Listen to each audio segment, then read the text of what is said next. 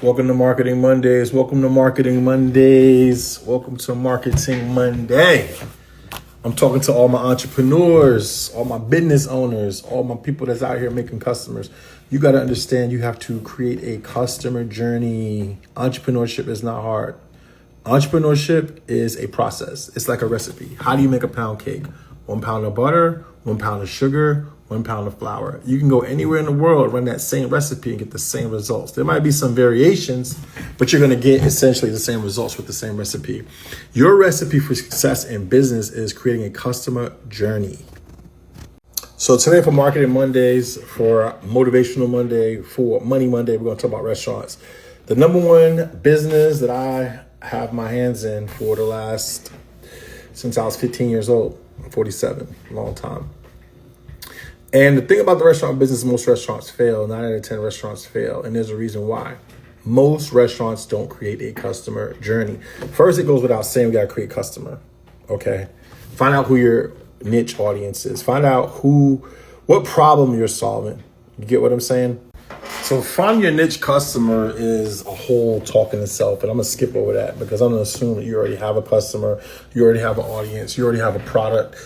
So what you want to do is create a customer journey. I have a couple of notes here. Your customer journey is essentially a roadmap that your customers are going to follow to get through the process to find you, experience what your offer is, and pay you and refer people back to you, which is an evergreen process. You can't spend your time constantly creating new customers over and over and over and over. That's called a hustle. People that hustle for a living have to keep creating new customers. It's called a lick. You get a little bit of money here, you get a little bit of money there. What you want is a business or a environment that the customers are constantly flowing into your business consistently. And all you have to do is just worry about your customer journey. That's pretty much all I do in my restaurants. I just worry about the customer journey. That's it. We don't talk customer journey. We're going to talk about that customer journey. I've perfected my customer journey. I don't want to give away my customer journey because there's a lot of trade secrets in there, but I'll try to use some other examples. My customer journey, my business is everything all together. We're approaching about $1 million a month. This month, we're probably going to do close to $1 million, just shy of that. And then I'm enhancing the customer journey this year so that we will be about $1 million a month, which is not too shabby. I mean, I could scale this business infinitely and go harder and higher. But from what I'm comfortable with, the stress level and everything else, I'm good. So we'll talk about a customer journey for another restaurant. Let's take another restaurant. Let's say in Buckhead. We're not anywhere near Buckhead. So let's say Buckhead, Atlanta. It's going to start with awareness. That's your number one job as an owner, is to create awareness. Your management's job is to take care of the customer journey inside the restaurant. But your job is to get aware. So your job as an owner is to create awareness. So you have two types of brands. You have a persona brand, which is your business, or you have what they call a corporate brand. A persona brand, that'll be kind of like, for lack of a better example, like a Slutty Vegan, where you're the owner and you're out there and the brand is a part of who you are. That's a persona brand. Then you have the corporate brand, which is more what I run, where the business kind of stands on its own. Persona brands grow a lot faster because persona brands can get awareness quicker because people connect to people a lot faster than they do to products. So if you have a persona brand, you're out there getting awareness through your story, talking about why you're there. If you're a restaurant, you might be the chef and you're talking about the recipes and where you came up with the recipes and what restaurants you work for, or your grandma's recipe. If you're an owner, you could talk about your story of how you got into the restaurant business, and that creates awareness through stories. So again, you have a persona brand or you have a corporate brand. I have a corporate brand. A corporate brand is a concept, an idea. You aren't the front-facing product, but you're driving the message of the product. Breakfast Boys, a lot of people say, who's the Breakfast Boys? Breakfast Boys are me and my partners, but we're not out there marketing the business like that actively as owners. My partners are more shareholders. I'm a CEO. And I run it kind of very corporate. And the way we market the business, we market it through affiliates, through influencers, through other marketing partners, through the techniques and tools of, Facebook ads, targeting, all types of digital products. But a personal brand is going to grow a lot faster and be a lot more organic. A corporate brand is going to cost you a lot more money to create awareness. It's because you got to pay for ads and pay for other things to kind of build your name out there. So that's your corporate brand. Now, persona brand. I suggest if you're out here and you're starting from scratch, you don't have a lot of resources, go with a persona brand. A persona brand is going to grow a lot quicker.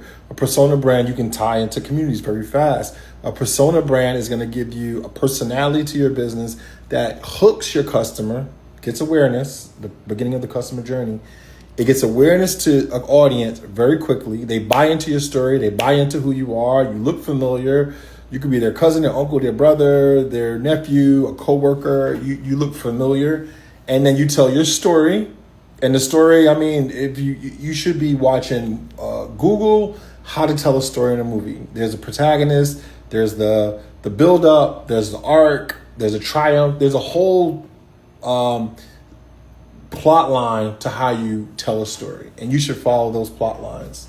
So you have your brand, your corporate brand or your persona brand. Your job as an owner is to get awareness, publicity stunts, opportunities, tying in, famous borrowed, tying with something else that's famous. A lot of times with restaurants, if you look at the names, taco, pizza, barbecue, these are famous names. So for me, if I'm going to do a barbecue restaurant, it's going to be Lorenzo's Barbecue, not Pit Boss or Grill, whatever. It's going to be, the word is actually famous, barbecue. Outside of that, you tie other things that are famous neighborhoods. It could be Buckhead Barbecue. That's a double famous thing. When you create the name, you're going to get SEO for one. You have to be ready for technology, but also you're going to also get branding that's already been established. Barbecue's established for thousands of years. Buckhead's been established for, dozens of years. So you get that awareness. So we talk about the customer journey. The first step is awareness. You cannot get a customer without getting their attention, either as a persona brand or a corporate brand. Once you get their attention, you do what's called a call to action. So once I get your attention, boom, let's say Buckhead Barbecue. Then I'm going to tell you, Fridays we do half off, whatever, or Fridays is happy hour, or Fridays are, you have to call to action. You have to invite them on a specific time to come and see you or make a purchase. If it's online, then you have to make a call to action to say, click here to get on our special guest list or something along those lines. But once you get awareness, which is hard to do, and you have to cherish it, you get someone's attention with all this stuff going on around. The minute you get their attention, you do a call to action. In my business, we call for a reservation. And that's what you call marketing. Marketing literally is awareness, call to action, awareness, call to action, awareness, call to action. You're constantly bombarding someone. Right now, our awareness call to action campaign is about 15 times. We know we have to hit you about 15 times for you to actually take action. Because nobody takes action on the first awareness and call to action. It has to happen over a period of time. So awareness call to action might be an ad. And then someone says, let's go, but they don't go. Awareness call to action might be a friend telling them that they went and them saying, I'm going to go, but they don't go. Awareness and call to action, that is marketing.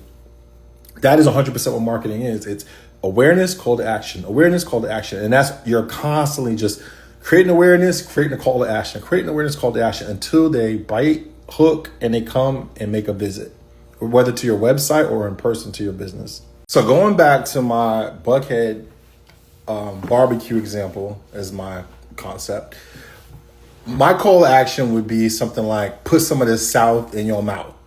Okay? It's going to get your attention. It's a little bit nasty, a little bit whatever, provocative, but it also tells you what to do. Put this South in your mouth, and South meaning barbecue. And then remember, you have to solve a problem in your business. What problem does Buckhead Barbecue solve? Barbecue is not easy to make, and it's for carnivores. So when carnivores have a taste for meat, they're going to go to either a steakhouse or barbecue. And barbecue is a casual form of eating your meat, and it takes hours to do it yourself, and most people don't have the skill to do it. So the problem with solving is for carnivores to get a taste of meat to satisfy that craving they have for the meat. Okay, recap. So again, the first step to creating a customer journey is create awareness. Then you do a call to action. And you play that game back and forth. Create awareness, call to action, create awareness, call to action, create awareness, call to action until they act and they visit your website or they visit your business and they come to spend money. Once that happens, they show up at Buckhead Barbecue. The deal is done. Now your only job is to get them to come back a second time. That is the complete process of that visit, is to convince them that they need to come back again. I have a pink restaurant called High Noon.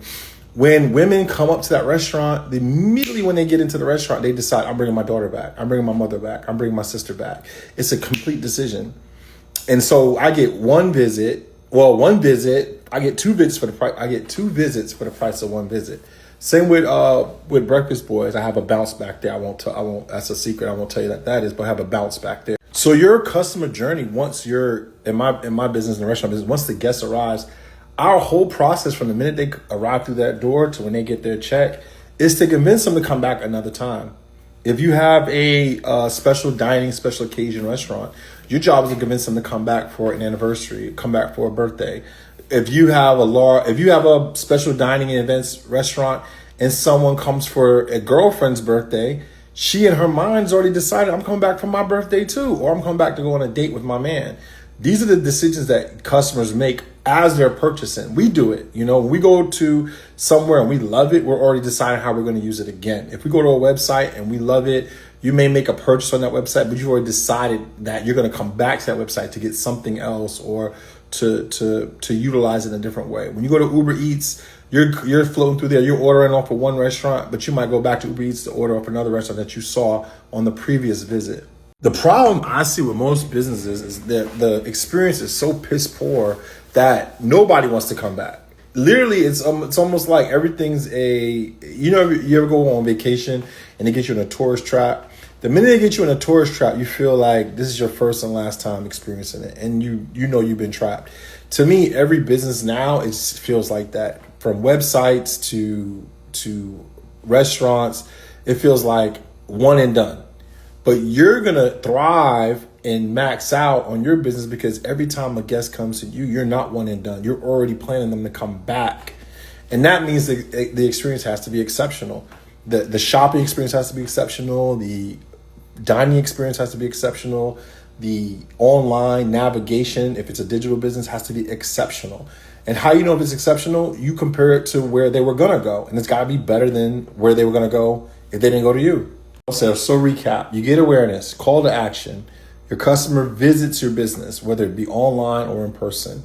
You give them an exceptional experience, which means it's better than the alternative. Not crazy out of this world, but just better than the alternative because it gets expensive. Once they have that exceptional experience and you end them out, they have to do a referral. We are in the information economy. We are in the digital age.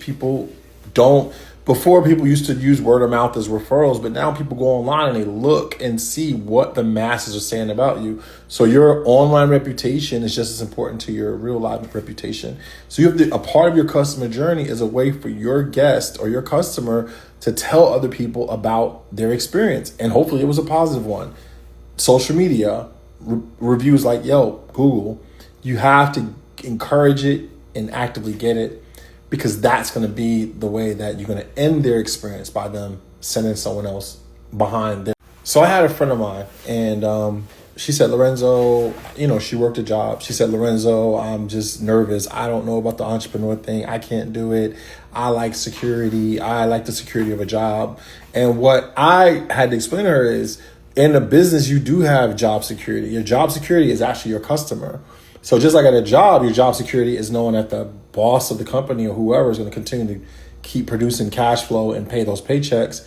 But in the business world, when you're an entrepreneur, your job security is actually your customer. So your customer journey process is the most important part of your business. And it also informs other areas of your business. When you're trying to make critical decisions, you have to go back to your customer journey and say, how will this affect my customer journey?